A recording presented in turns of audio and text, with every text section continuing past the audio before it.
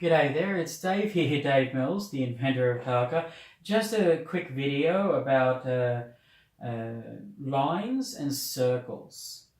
Now, the piece that represents jumping and circles is the knight. Now, the knight can jump in two circles. Alright, let's just show you.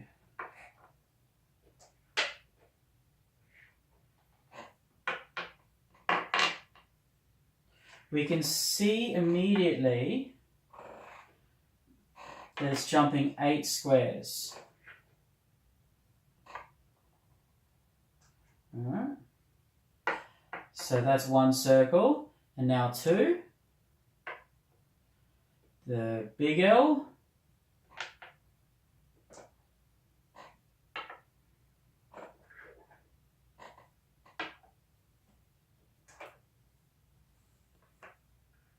Okay, last but not least, just these few more. And another 8 squares. Okay.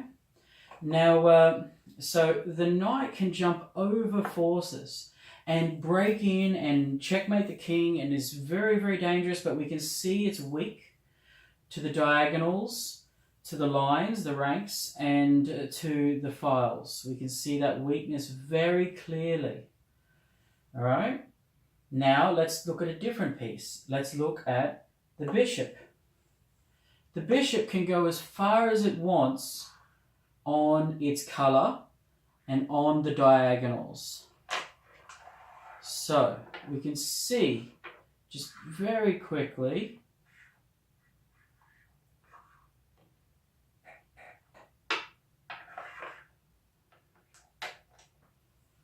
we can see just from here that the bishop is weak on the line and on the file. We can see that weakness inherent in how it moves.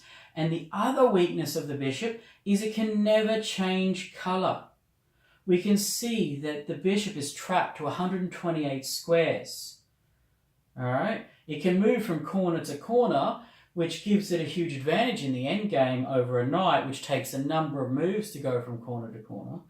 But we also see that it is very blind to these lines here. Okay, let's look at a different piece. Let's look at the archer. The archer, a dark square archer in this case, can go as far, if it's unobstructed, as far as it wants on that color. But it can also jump up to 4 on that color before promotion, 5 once it promotes. So we can actually see that nothing has changed between the bishop and the archer. Its vulnerability, its blindness to these lines here. And we can also see, if we add a knight, how it's vulnerable, a bishop and archer, is vulnerable to a knight. All right, let's grab a black knight. Okay, we can see here and here. The archer can never see this piece, all right, because it is jumping in at it. And so we can see the vulnerability for pieces that move in lines to the circle, to the jump. So we can see the vulnerability. There's actually 16 vulnerable squares to this piece right now that the jumping piece can get into it. So now let's talk about the rook. This is an easy one. Just think about a plus sign. Here we go. One more. Okay, beautiful stones. All right. Now, once again, we can see the rook is very, very linear, and we can see the vulnerability. Immediately it jumps out diagonally. Its vulnerability is to the diagonals. But once again, it's blind to the jumping pieces, like the knight, or the prince, or the princess. we can see its vulnerability to the jumping piece. And so we can see that weakness. And so the rook can move as far as it's unobstructed, but it cannot jump. It hasn't promoted to be a gargoyle. And so whenever you move a rook, watch out for jumping pieces and diagonal pieces of that colour. Obviously, a light squared bishop and archer can never touch it. All right, so let's change the rook, promote the rook to a gargoyle. Okay, gargoyle is like a rook that can jump. It can fly. In fact, in this piece, this design, it's got bat wings. Okay, so it can move as far as it can unobstructedly, vertically and horizontally along the line here, and rank and file. And we can see its vulnerability to the diagonals. And this is the interesting thing, though. The unpromoted gargoyle can jump with a small L. And obviously it can jump with a big L when it promotes. Now, so this knight, it is not vulnerable like the rook is to knights that are close, or princes or princesses or any other jumping piece that jumps in a circle up close from the start. But when it promotes, it gets the extra jump and becomes as valuable as a queen. So so any vulnerability to jumping pieces, it is able to address. And so that's why it's worth more than the rook from the start. Okay, but it's still, once again, when you move these gargoyles, watch out for bandits on the diagonals.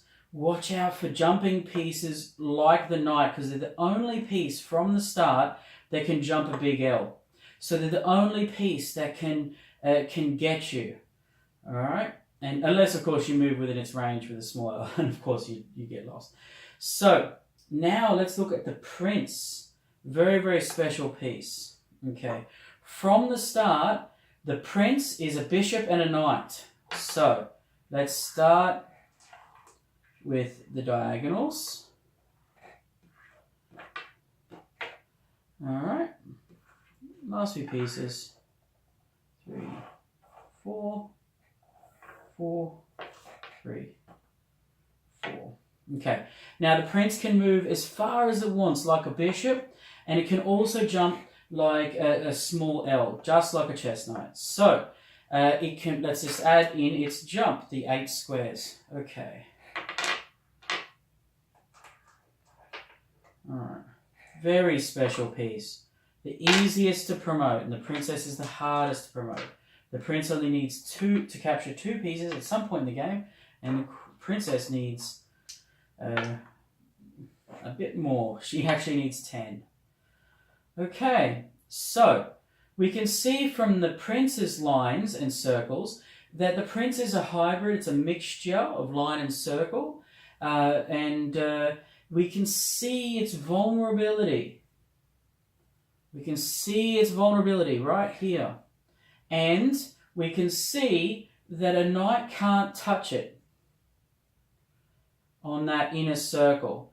But a knight can touch it here on the with a large L, a big L. It can here with a big L, and here, and here, and here, here and here. So there's 8 squares of vulnerability for the prince from the knight, but not up close. All right, and obviously it's a bishop that can jump like a knight, therefore it's a bishop that can change color, where bishops and archers cannot. So, but even when he promotes and gets the archer power and the extra range of the knight, the prince will always be vulnerable along the line and the file here. Okay. So that's it for the prince.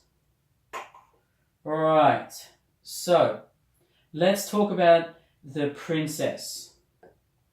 The princess can actually move in all directions just like the queen.